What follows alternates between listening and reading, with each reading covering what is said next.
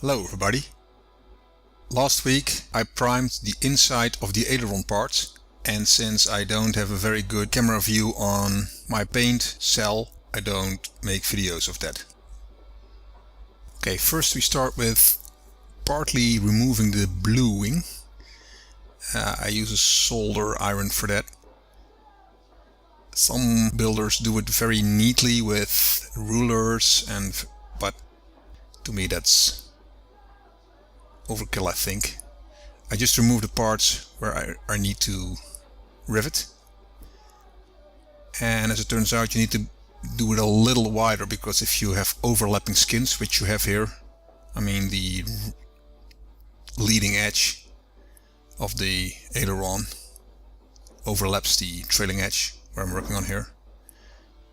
You have to take some extra margin in there. There's the leading edge, I do the same. So I just use the solder iron to gently melt the bluing plastic.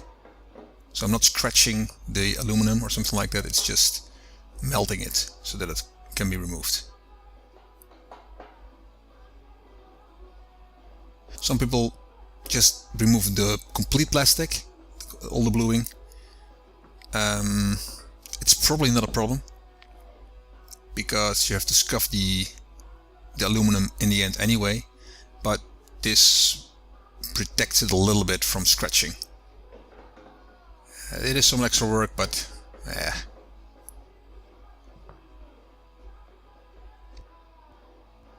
Checking the plan on what to do. I try to follow the plan as good as possible, although sometimes I take a little different order if I think it's easier.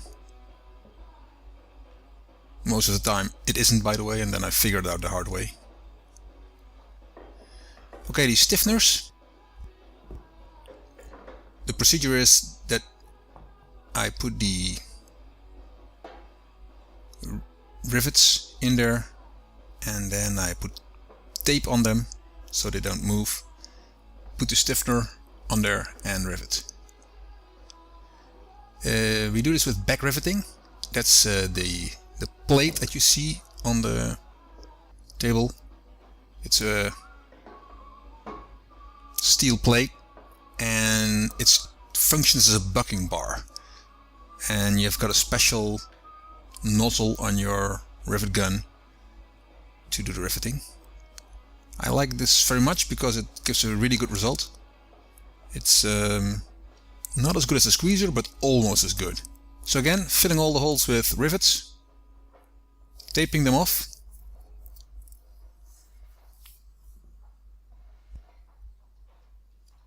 and then we can start riveting. I'm removing here the tape of the previous one, so I add all the stiffeners and then start riveting.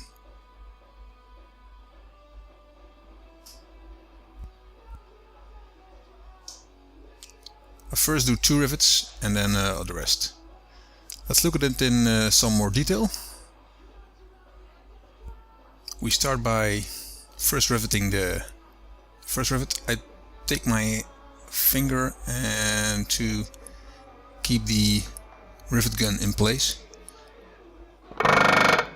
So 2 rivets to get the stiffener, let's say, in place, and then I do the rest. The 2 most close to the bend are of course the hardest, because you have to kind of bend back the aileron.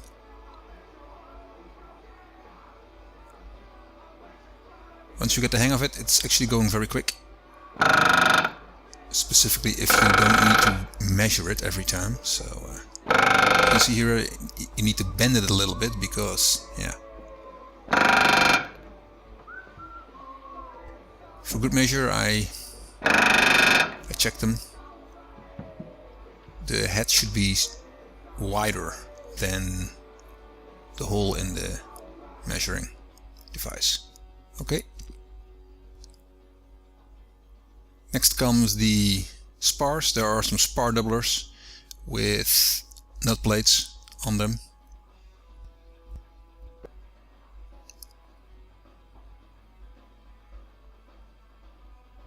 The nut plates need to be, or at least the rivets with which the nut plate is fastened, needs to be sunk, so flush. We did that last time before we started priming. So now we can actually rivet that, and the doublers needed to be riveted with the non-flush rivets.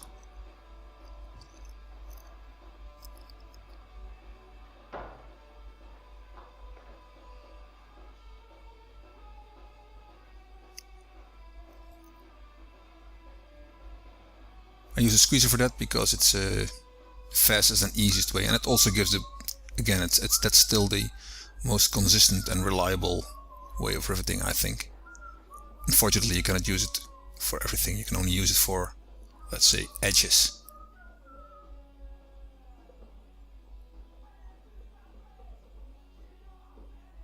Checking the plans again, considering a different setup. Okay. This is the those pipes are the counterweights of the ailerons, and you need to attach the ribs, the leading edge ribs, to it. It's done with one pop rivet. It's just to keep it in place, there's not a lot of strain on there. Okay, I do the same for the other one. Done. Now folding or bending the aileron. So they are pre-bent, but only very slightly, so you can back rivet the stiffeners on them. And here I use my bending machine to bend the stiffeners. The stiffeners are, sorry, the ailerons. The ailerons are now bent, and now you have to cleco them to the spar and also the front, the leading edge of the ailerons. So what I'm doing is I'm grinding a little bit from the edges where it connects, where it's connected to the tailing edge, and that gives a much nicer connection between the leading and trailing edges. I tried to rivet it myself with the rivet gun, but it's not very handy. You kind of miss some hands, so I'll keep that work later when next time my dad is here, because yeah, it's easier to do with two people.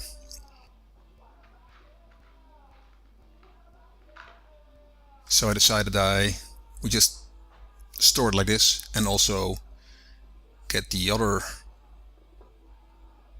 aileron in the same level. Again, grinding off a little bit of the edges with the Scotch-Brite wheel, which makes it really smooth,